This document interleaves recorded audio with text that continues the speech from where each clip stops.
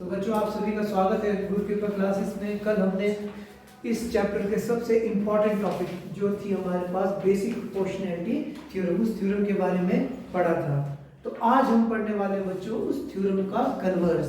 अगर आप लोगों को याद होगा तो हमने पढ़ा था कि जो हमारी बीपीटी थ्योरम थी, बीपीटी थ्योरम क्या बोलती थी कि अगर किसी भी ट्रायंगल की थर्ड साइड के पैरेलल अगर मैं कोई एक लाइन ड्रॉ करता हूँ तो ये लाइन क्या करती है, आपकी अदर टू साइड्स को इक्वल रेशियो में डिवाइड करती है। ये हम लोगों ने पढ़ा था, ठीक है।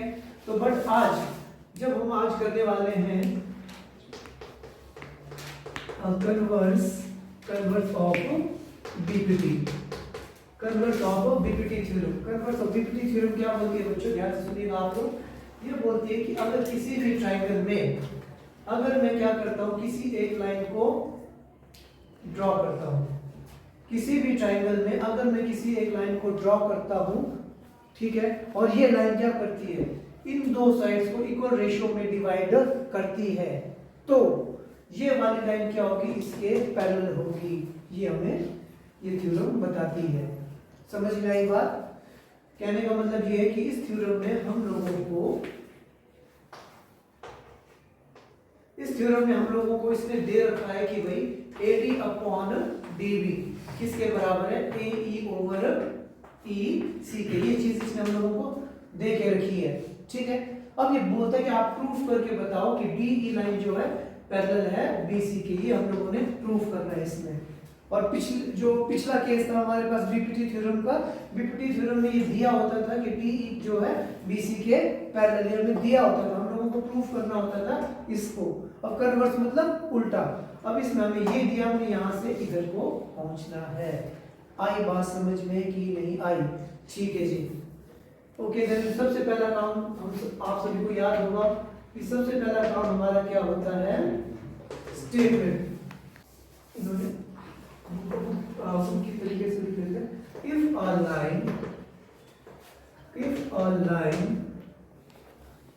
a line divides any two sides of, if a line divides any two sides of triangle in equal ratio, then this line must be parallel to third side। आई बात समझ में? इसने बोला अगर कोई लाइन ट्रायंगल की दो साइड्स को इक्वल रेशियो में डिवाइड करती है तो वो लाइन क्या होगी, थर्ड लाइन के पैरेलल होगी। ये थ्योरम की स्टेटमेंट बोलती है। उसके बाद अगली चीज हम क्या लिखते थे, हम लोगों को क्या प्रूफ करना है। तो बच्चों हम लोगों को क्या प्रूफ करना है, BE line is parallel to BC।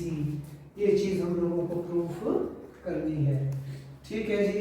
आई बात समझ में? अब मैं यहाँ अपनी मर्जी से क्या करने वाला हूँ, मैं अपनी मर्जी से एक लाइन ड्रॉ करने वाला हूँ DF, ठीक है। मैंने अपनी मर्जी से एक लाइन ड्रॉ कर दी है DF, ठीक है जी। तो अप्रूव कर दिया। उसके बाद हम क्या लिखेंगे, जो कुछ भी हमने बोला है उसका प्रूफ। अब मैंने क्या किया, अपनी मर्जी से मैंने क्या किया, एक लाइन ड्रॉ की है DF। अब मैं मान के चला हूं मैं, ठीक है। ये DF लाइन जो है अज्यूम कर रहा हूं मैं, है नहीं पैरेलल, बट मैं मान के चल रहा हूं DF लाइन क्या है, BC के पैरेलल है, ठीक है। तो now draw a line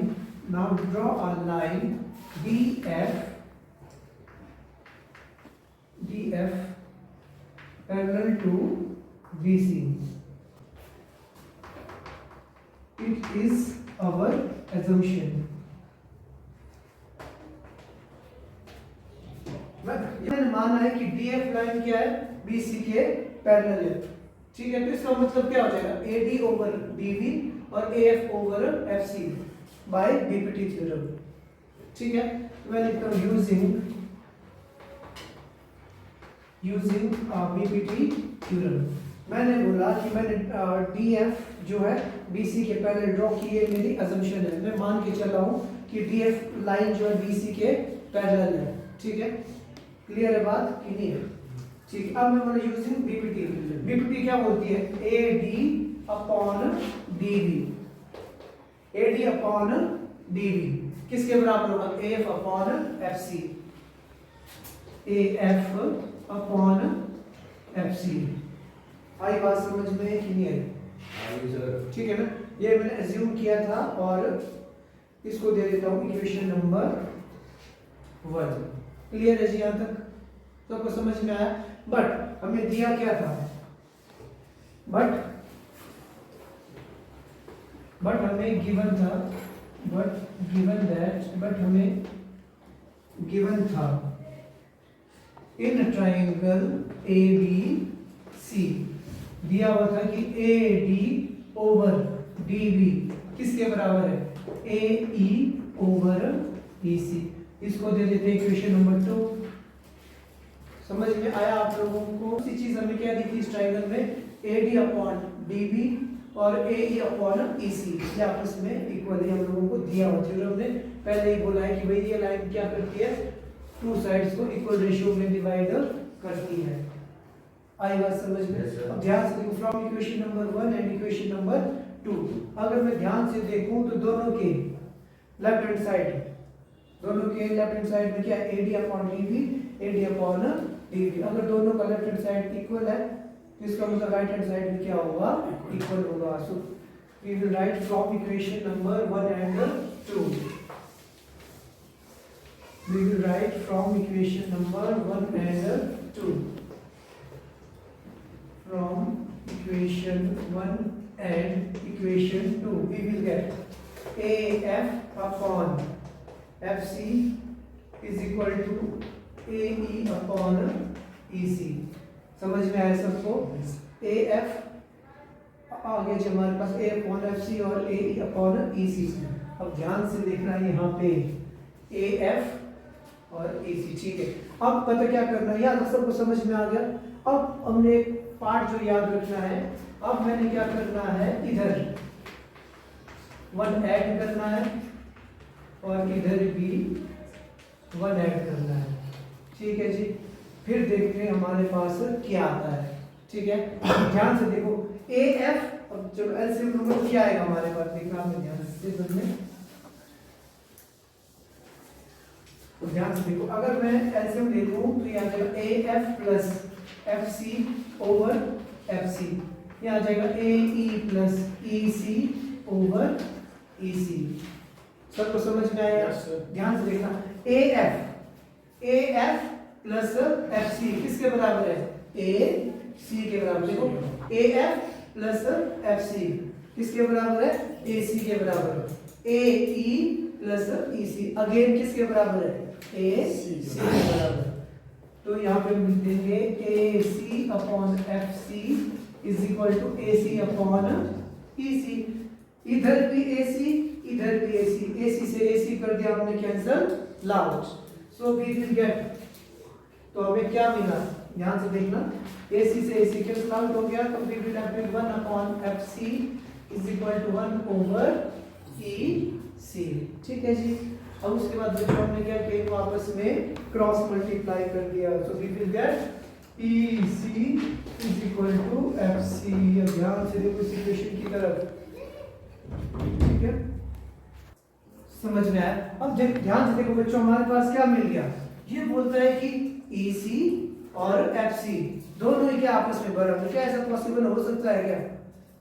EC इतना सा है, FC इतना सा है, बट हमने तो प्रूफ कर दिया ये दोनों आपस में इक्वल है।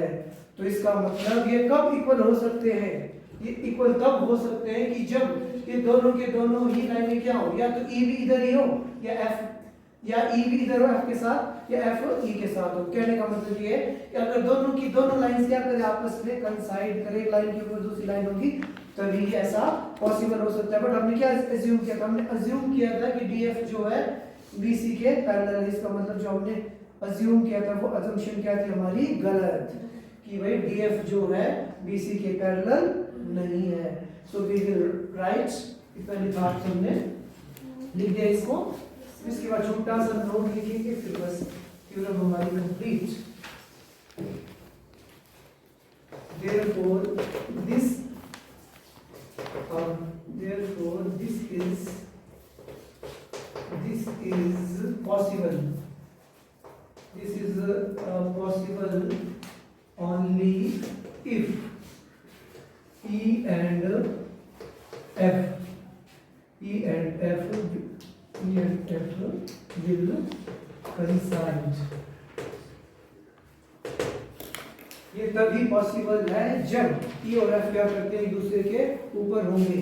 So our assumption is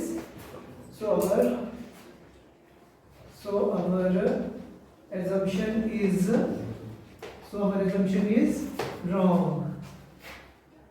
DF is not parallel to BC. Therefore, DF is parallel to BC. Hence, proof. समझ में आया? ये तो हमें प्रूफ करना था कि भाई ये जो DE लाइन जो है किसके पैरेलल है, BC के। इसको प्रूफ करने के लिए हमने क्या की थी, एक लाइन DF ड्रॉ की थी और मान के चले थे ये क्या है, इसके पैरेलल है, माना था हमने, ठीक है। और उसके बाद हमने क्या किया, इसको माना था तो DPT थ्योरम इसमें लगाई थी, AD over BD AF over FC किया हमने, ठीक है। और उसके बाद हमें दिया हुआ था कि भाई इस ट्रायंगल में हमने एक ऐसी लाइन ड्रॉ की है जो इसको, इस लाइन को टू इक्वल रेशियोज में डिवाइड करती है। किस किस पार्ट पे, AD over BD AE over EC। दोनों का हमने क्या किया, लेफ्ट हैंड साइड इक्वेट किया और दोनों के राइट हैंड साइड को लिखा, ठीक है।